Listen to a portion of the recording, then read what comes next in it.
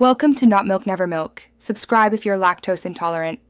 You begin by confirming the Apple ID email and any recovery phone number so you can proceed without delays. Once done, back up the iPhone to iCloud or Finder. This preserves data if you need to restore.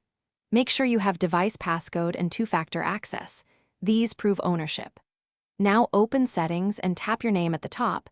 This is the first actionable step that leads directly into blocking or disabling the account on this device.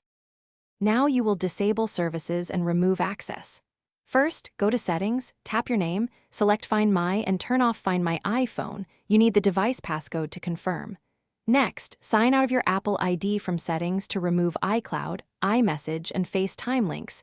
This severs device-level access.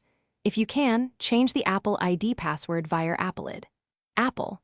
Com to immediately block new sign-ins. This is critical because finish by erasing the iPhone if you want it fully disassociated. Settings, General, Transfer, or Reset, erase all content, then confirm. This removes local data and unpairs the device from the Apple ID if Find My was turned off. If you cannot change the password or lock the account yourself, contact Apple support with proof of purchase to request enforcement. Troubleshooting tip. When locked out, start account recovery immediately and store recovery codes. They are the single best fallback if two-factor fails.